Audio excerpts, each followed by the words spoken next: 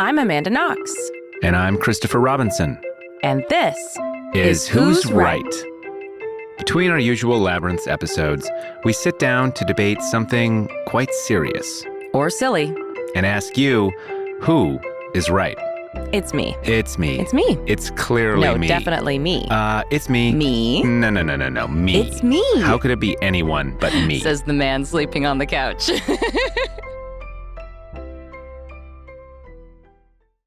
Welcome to Who's Right? Hello. Today we're talking about... Goodbye. Goodbyes. So we're talking about goodbyes. Because we have some news. Yeah, we have some news. We are going to be saying goodbye to labyrinths. So our next episode is going to be the last episode of Labyrinths. Your feed will not die. No. More podcasts will be coming out. We have something in the works that's great, and we're basically going to be reincarnating Labyrinths as something new and special. Yeah. So and stay tuned for that. Into what you love, and just trying to make it the Labyrinths 2.0 and easier to spell.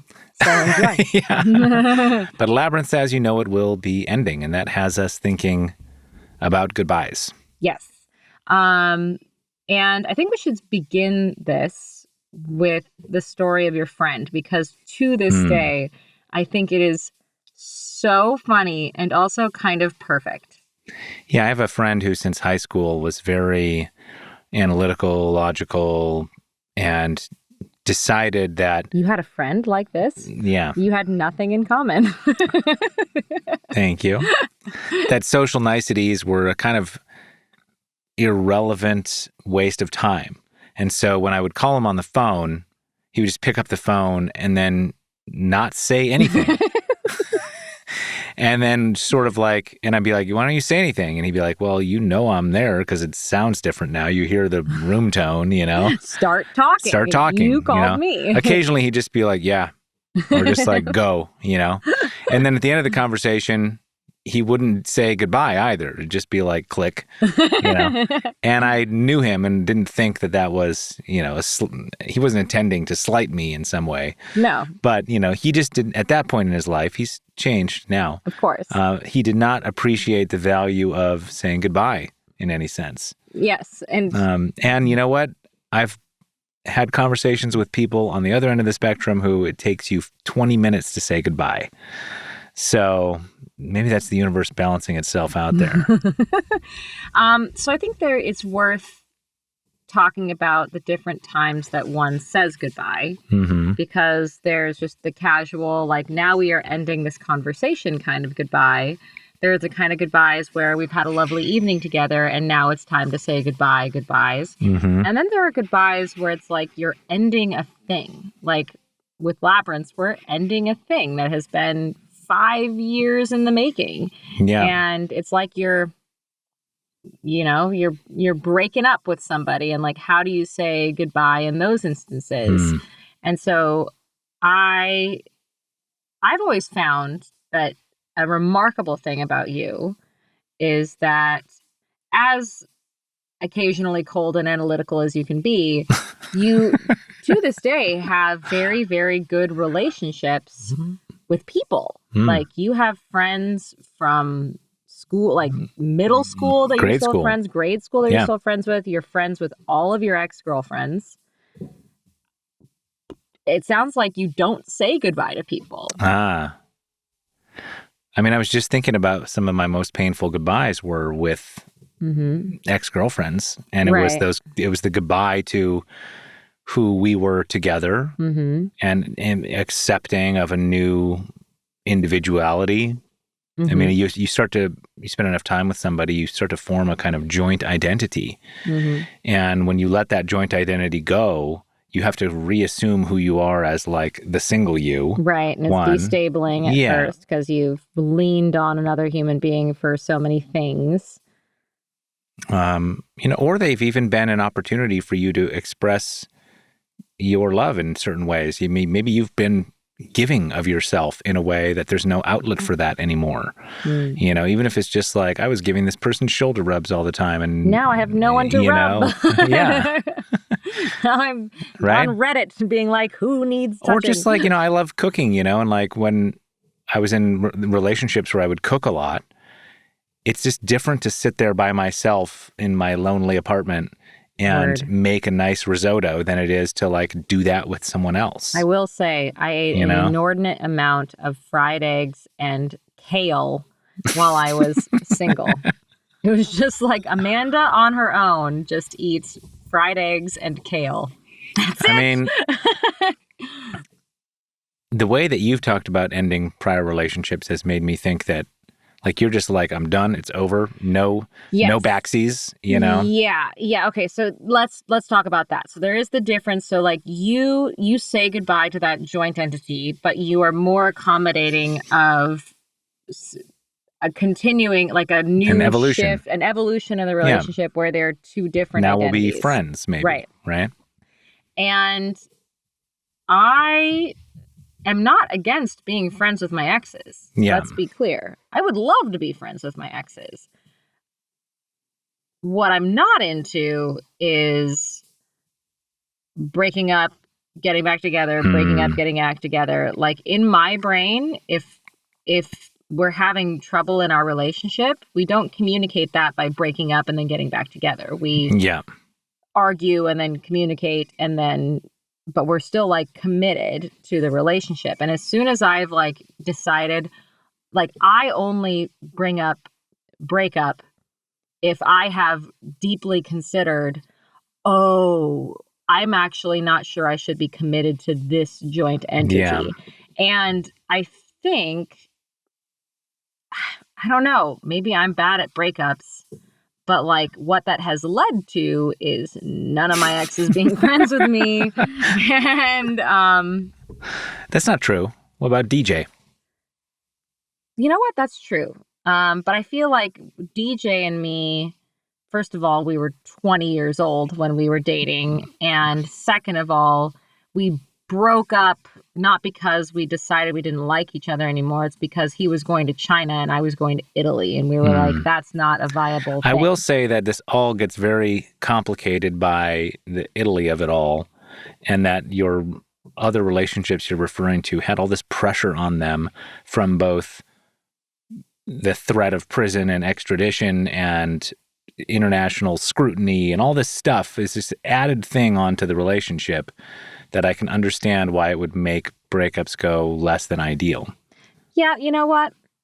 I do deserve some slack here. I tried to say goodbye in the nicest way possible, which is to say, I like, here's the thing. I loved every single person I broke up with. I just realized that the relationship wasn't good for either of us anymore. And so I was like, I love you, but this isn't working. And but sometimes you, like, let's bring it to something more, less stakes than that, like quitting a book. Yeah. Like you've started a book and been like, meh. Yeah. And it's not that you loved the book and now it's time for you to be done. It's like, I tried and I never loved that book and now I'm quitting. Yeah. But I know people who will, and I'm one of these people, who will stick it out to the end historically. Life's too short, man. Say goodbye to that book. Say goodbye to that book. Ciao. Like, if it don't eat a bad burrito. Yeah. Don't never eat a bad burrito. Why?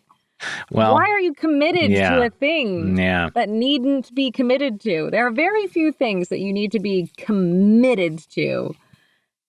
You should be able to like try something and then go, not for me.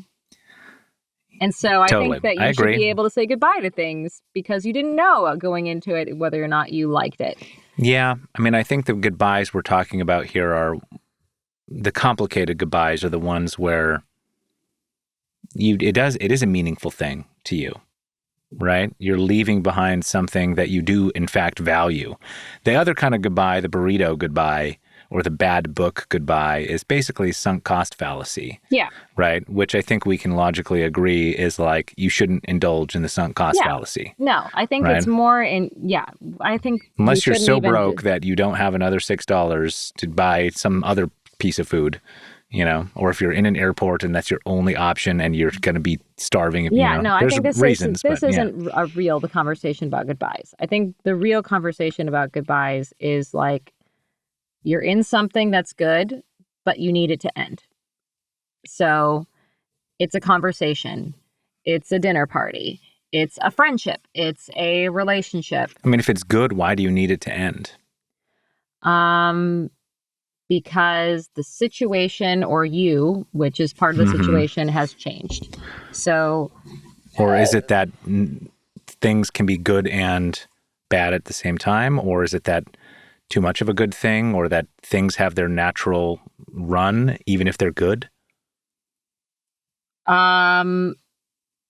Like, you can't stay at a dinner party forever. I mean, even just like, I got to go home and sleep. And so now there's competing interests. And it's like, I love hanging out and talking with you, but, I have a plane to catch in the morning and I only see you once a year in New York. And I'm glad we stayed up till 3 a.m. chatting. But like, I got to go get my flight. So like, that's a kind of goodbye, right? But then there's the goodbye of like, we were in love with each other and we're still kind of in love with each other, but also we've realized we're incompatible. And I care about you a lot, but this isn't working. Yeah. Right? Which is different, notably. Well, okay. Can we go back to just the Irish goodbye versus the 47-minute long goodbye? I think I obviously lean more on the Irish goodbye. You do. You've encouraged me to do it. Well, yeah, because I don't feel like that people need to know. When I'm done, I'm done. I mean, maybe this gets into the ethics of goodbyes, because depending on your culture, like some cultures take this very seriously about how you introduce yourself when you arrive somewhere. I mean, you're expected to bring a gift sometimes in certain cultures, right? And then when you leave, there's different rituals that you do when leaving. And if you don't do those rituals, it's considered rude, right? Sure. And in a culture where there are those rituals and you're allowed to leave, great. If I'm tired and there's a signal for, okay, this is the gesture I need to do in order to tell the host that I'm out, and then we start doing the dance, great. But if I'm in a culture where there's no way for me to politely indicate that I'm done and I'm just trapped there until the host releases me, I reject that culture and I ghost them. Because you don't like to be trapped. I hate being trapped. Big surprise. Yeah. No, I am the authority of where I exist in space and time. I bet that, there's versions of there's the party where it's expected, or the environment where it's expected that you're going to go up to each important person there and say, time for a hug, goodbye, And then there's the version where you wave at the room and say, bye, everyone. Yeah. Right? And then there's you just slipping out while people are doing other things and you're just gone. Well, yeah. So that is totally appropriate in situations where there are lots of people who have a lot of different attentions on different things. So the idea of even saying goodbye to everyone is just completely overwhelming and impossible. It would take you a freaking hour. Yeah. It would be a 47-minute goodbye just by the logistics of it. It's also okay to say goodbye. Just leave. Just leave. Okay, I'm trying to imagine when I would find it not okay for someone to just leave. When would that ever be? If it was a social situation? Yeah. I mean, if I was out at the bar with just my one friend, and he just left. and I went to the bathroom and then he was just gone. Go. What the heck, Brandon? Okay. Right? Okay. Yes. So if you're one-on-one with a person, sure. Or even if you're 1-on-3, Except if that one person won't let you leave. Because there are some people who won't let you leave. Well, that's different. That bugs the crap out of me. But I want to apply this now back to like relationships or, work or some other realm. Some people in relationships won't let you leave. Well, is that when you ghost? Like, because like in this rubric we've set up of like, there's the personal hug version. There's the, hey, everyone, I'm out. Mm-hmm. And then there's the, you went to the bathroom and I'm gone, like Batman. Sure. Yes. If you're casually dating somebody and then like you just all of a sudden stop answering their calls. Yeah. That's rude. Right? Yeah, for sure. I think you at least ethically owe a bit of, it's not quite working out, wish you luck. Yeah. Right? Sure. Yeah. All right. That would be a scenario where just leaving would be rude. You don't want to leave. If anyone has the expectation of you personally being there, then yes, I feel like communicating that you're not going to be there is ethical and responsible. But like, if someone's making you feel bad for leaving, or then ghosting is totally appropriate. 100%. Yeah. Like, you don't like have to convince. If you find yourself having to convince someone about leaving, like I've had horrible, like no one can decide that it's not okay for me to choose to leave. I think when people do that, it's probably out of fear. It can be controlling and it can be controlling, but I think a lot of times that control even is a manifestation of fear of being alone. And fear of change and transformation. Too bad. Well, I bring this up though because I'm curious about why do people have a hard time saying goodbye to things? Like there's some people who really, they fear goodbyes. They don't like goodbyes. Well, there's the unknown. And that manifests sometimes in a negative way, like how you're describing. Other times it's somebody who is not being held against their will in a relationship, but who's choosing to stay in a relationship, whether that's a romantic or at a job or whatever, or in a city they don't like for various reasons because they don't want to say goodbye to what they know. So especially for relationships, and if you're stuck in a relationship that you don't like, I mean, it's not just as simple as you're either in a relationship or you're not in a relationship, because like you mentioned, when you're in a relationship, there is an entity that is the two of you. And very often all your stuff is all just like mixed together. And you mean mental stuff or do you mean physical stuff? Physical stuff, like your finances, like all of your stuff. You share a cat. Like the idea of like extricating yourself is so it's a lot of work. Overwhelming that you're almost like, whatever. Just like, I'll just stay with you. Say this thing and hope that it gets better. But in the meantime, you're like not happy, not fulfilled. You're just stuck.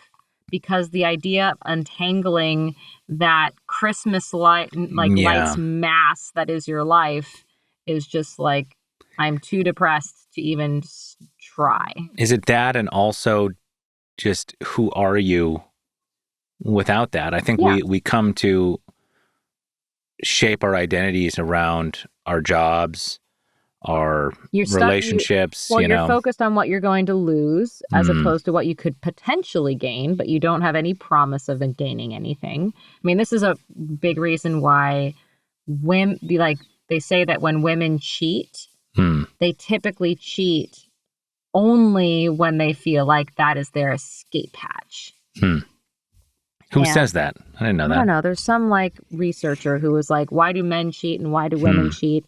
And men cheat because they're bored and horny, and women cheat because they are looking for an out of their relationship, and they want to feel like there's someone else on the other side that makes them feel safe enough to leave the relationship they're in.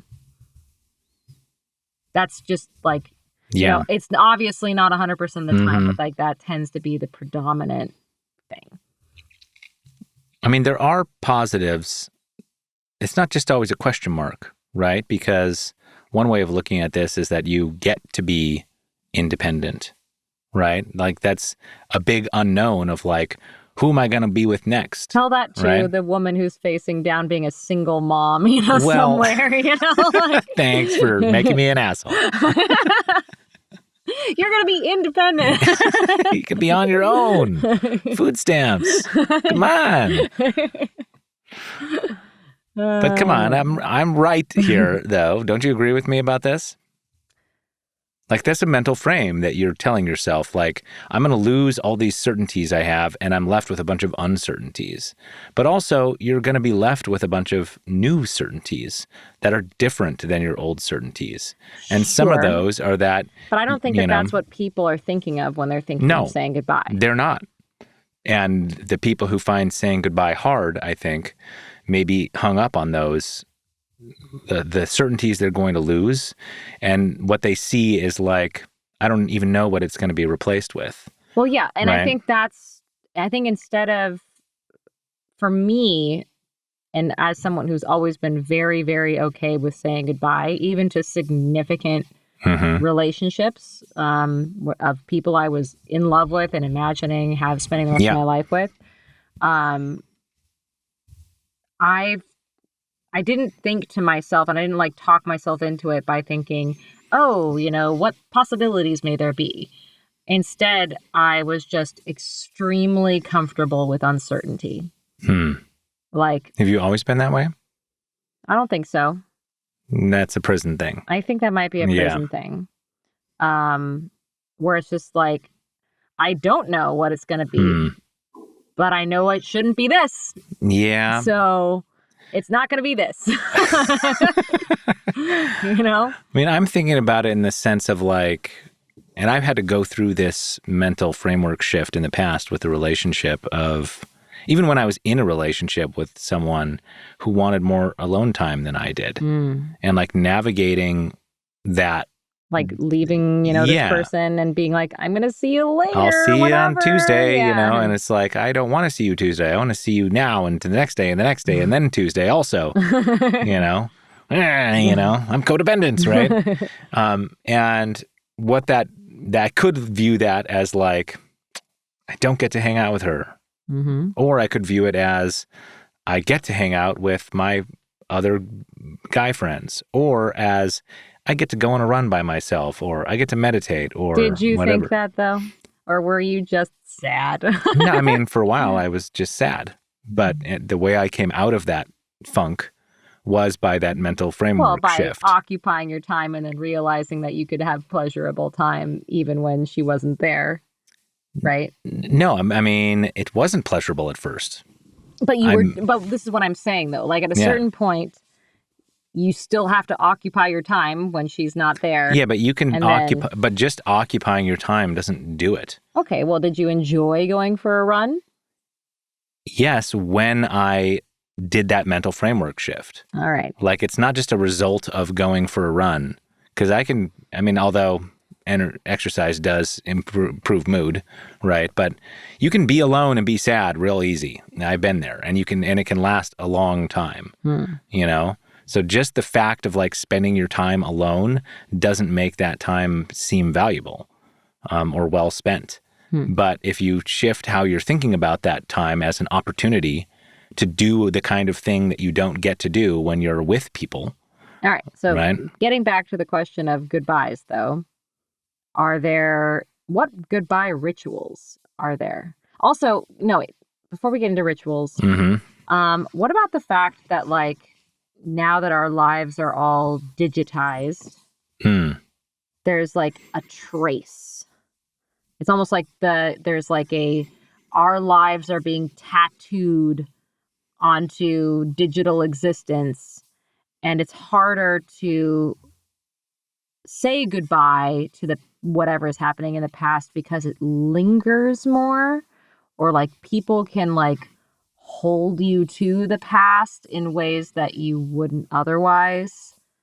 Like, people can definitely hold you to things in that way. I mean, I would say like the fact that so much of our lives are documented on a personal level, it's just like having a bunch of souvenirs from vacations you've been on. It's just easier to go back to that place if you want to. Yeah. Which can be an enabling and dangerous thing if you find yourself just looking at photos of you and the ex when you're sad, right? It's harder to move on and let go when there's all this wealth of material that can like transport you emotionally back to that place that you want to be still. So you can't, and it's harder to do that thing where people would used to like put, a garbage can on fire and then like burn all their photos. The delete love all, letters or whatever. Right. Yeah, that used to be a ritual. There you go. That's a ritual. People used to light pictures of their exes on fire and throw them into trash cans. I mean, it's very literally a way of saying, like, here's this thing that helps me remember this, and I'm choosing not to. It doesn't seem like a very healthy way to do it for me. No. Yeah. Maybe that's supposed to be cathartic. Yeah. Do you need to erase the past in order to say goodbye to it? I don't think so. No. Nor do you need to feel like beholden or tethered to that wealth of memory that's there in your... I mean, I have tons of photos in my Google photo album of all the people I've ever been with, right? I'm not sitting there scrolling through their photos right now. Although since we now share our stuff on Google Photos, I'll get little reminders and it's like, oh, here's Chris and Carmi. Yeah. And I look through them. It's cute. I'm like, oh, they're so cute. Yeah. I'm what a time. I look through them that way too. Yeah. It just seems like a different me. Yeah, it is a different you. Yeah. But, to answer your question, I think that the more dangerous thing is that other people can hold you to who you used to be or to what you were like, right? And then in that other context. I ghost them all. You are such a ghoster. It's true. I am a ghoster. I mean, it's the inverse of that. The obverse of that is being the dramatic goodbye person. Oh my God. Right? There's like there's like the person who doesn't really want to say goodbye, and so it drags on and you're like trying to hang up the phone or whatever. Yeah. But then there's the person who it becomes like a Broadway production when they have to say goodbye. Give me an example of this. Like, oh, we gotta get some photos, right? Oh, right. Right.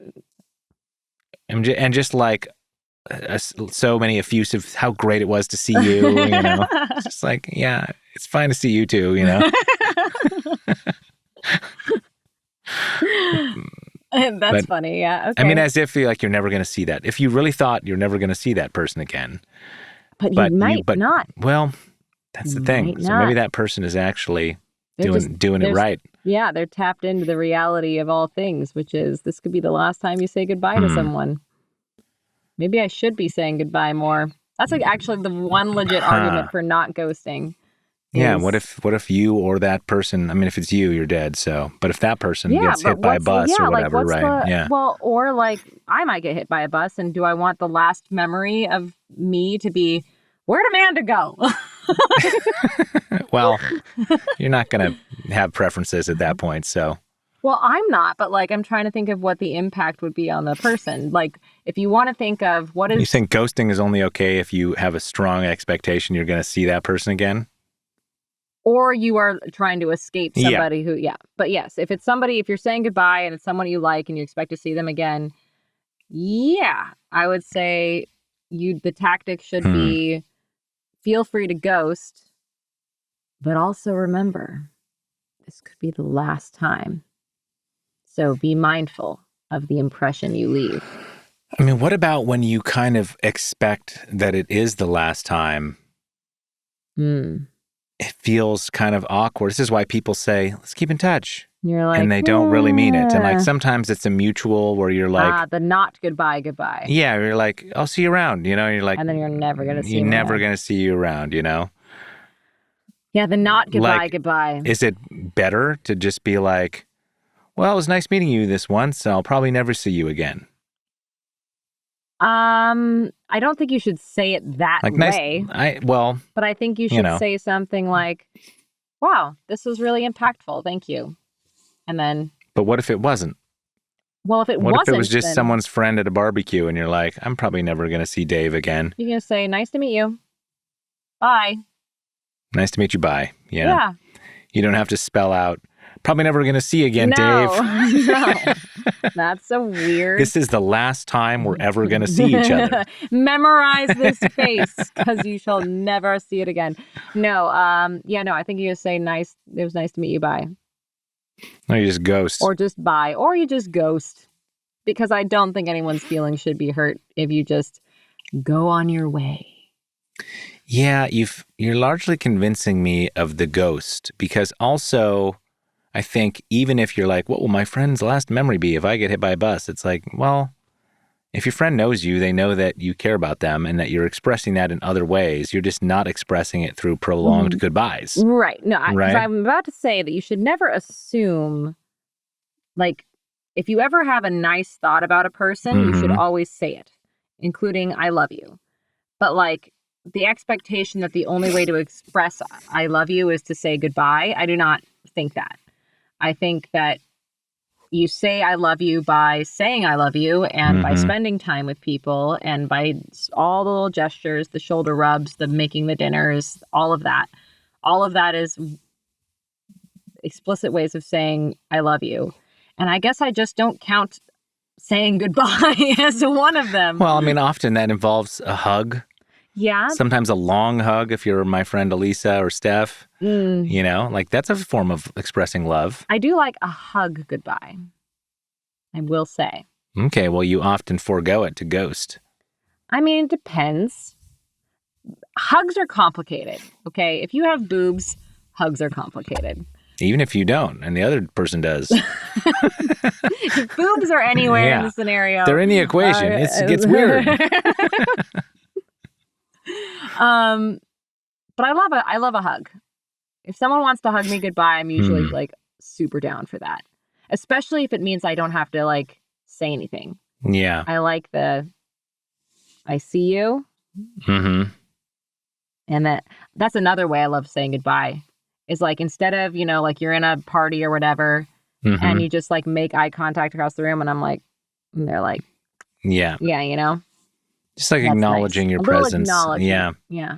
And my imminent non-presence. I'm curious about your goodbye to Italy when you left. Like you were in that place and in that environment for so long, and then you were just like so fast. Yeah. Did you have time to process when did you feel like you've had a chance to be like, whoa, I'm saying goodbye to Italy here? I mean, I don't think I was really like... Is it the ultimate ghost? No, because I was being chased and hunted down. So, no, well, I was trying to ghost. I was trying to ghost and they wouldn't let me.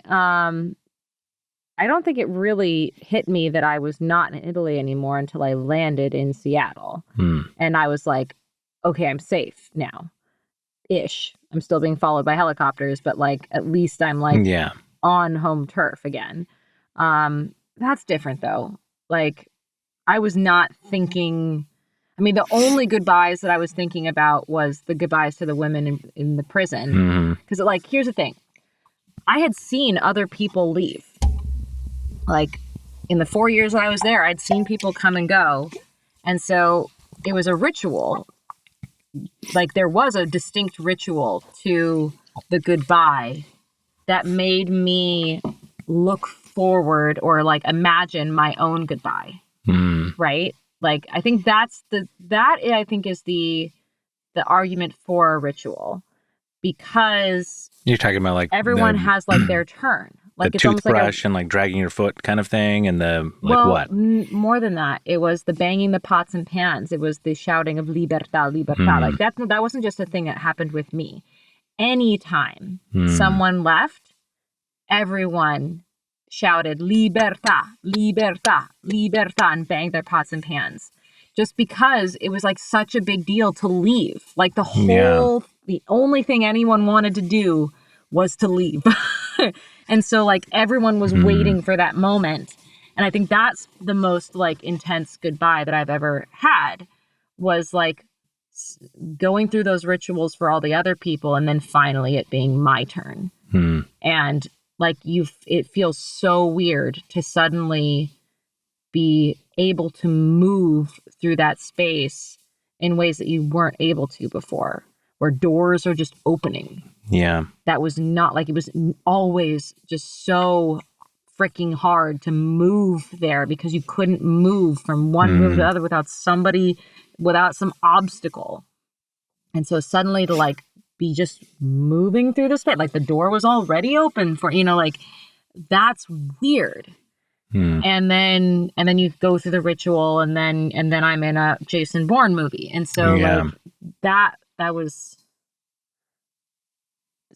a ritual that I appreciated. But also I think that was a particular place. Like, it's almost like a graduation, right? Like graduations are ways to say goodbye to somebody who has like been in a space occupying it and now they are released. But even more intense. Because no one wants, a lot of people don't want to be in high school, but it's not the same. I mean, I wonder if a part of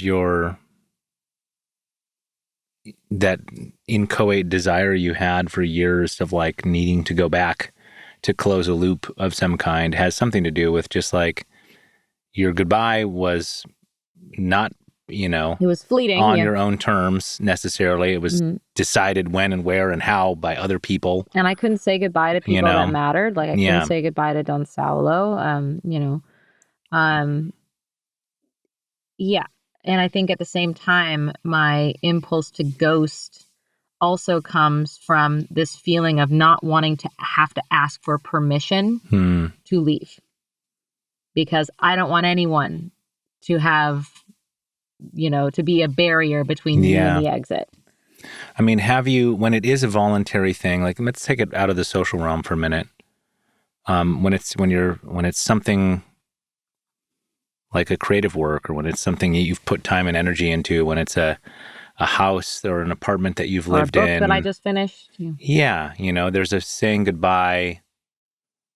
A book to a degree, but I think even maybe this is a better example. It's just like when you live somewhere in a city, or especially in a place, like just it's like an apartment you've lived in and you've decorated it and you've made it your own and you've gotten used to how that one cabinet is a little too low and you bonk your head on it and all the little stuff about it that makes it feel like your place.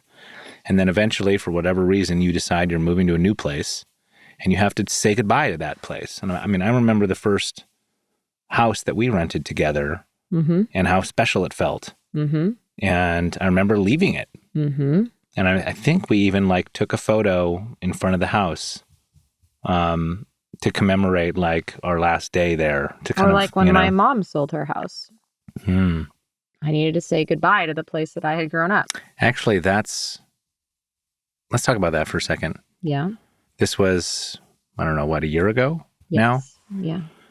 This is the house you grew up in. And yeah, I remember that. I lived my whole You lived your whole life. Until Italy. Yeah. And it had been remodeled and it had been changed, and there had been, it was a tiny little house that got expanded over time, and a rotating crew of different family friends would be there at different periods. It was also the command center for be in touch with Amanda and do those once a week 6 a.m. phone calls for all your friends. But yeah, when the house was being sold, we had one opportunity to like walk through it when it was vacant and just go to like, it's just like all that's left there is like the architecture, which is so weird, right? What was that like for you? You're not even seeing the old furniture and stuff, It was hard because, weirdly, the lack of any furniture or anything on the walls for me made it so that like all the different versions of it sort of coexisted at the same time. So like even, walking into what had become the theater room, but which used to be my sister's bedroom and a hallway in my bedroom, like all of that combined and all that space sort of got consolidated into like one big room. Like I walked into that space, and the thing I was mourning more than the theater room, which I had watched a bunch of movies in there, whatever. Like the thing that I was feeling was running down the hallway, chasing Deanna as a kid. And like, playing Barbies with her in her closet. And, my dogs, like, that I grew up with. Like, that's where their, food bowls were, And I was just never going to be able to, like, occupy the physical space again. Why do you think that matters? Like, the dogs were long gone. You'd said goodbye to the dogs in various ways. I've seen the urns and the ashes and stuff, You've done, like, have you not mourned the dogs, for instance? I don't think it's not about the like, dogs itself. It's about the space, like just the physical space of it, and how I had sort of taken for granted that I would always have access to it. And the idea that I just wouldn't have access to, the space that used to be my bedroom, where I grew up, where I like got in trouble for drawing on the walls, there was something about that really just was really hard. It was really hard to say goodbye to. And yeah, I guess I think saying goodbye to something that you had taken for granted is the hardest goodbye. Well, maybe we should leave it at that. Yeah. Sorry, guys, to make it a bummer. What have you said goodbye to? What have we missed here? That's important in the ethics of goodbyes. Oh, wait. There's one that's even worse. What's that? Saying goodbye to your pets. Well, now we're talking about death. Yeah, we shouldn't talk about death. Never mind. Nope. We're not I mean, we could do a there. whole other Who's Right on the big goodbye. Yeah, no, we shouldn't do that. Right. Never mind. Okay.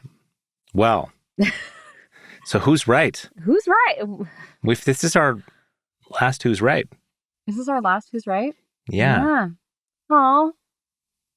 Who was ultimately who was right, the though? most right? Who was the most consistently right? It was probably you. It was probably I'm gonna give it to you. But my wrongness helped you be more right. Ah. That's what I think. Indeed. It really brought into It focus. spurred you to how help right I articulate just exactly how you were right. I'm glad we both agree on this. You know where to find us. At amandaknox.com. Please tell your friends. Tune in. Stay tuned. There's more Indeed. coming. Be excited. Yep. It's good. We'll see you next time. Mwah.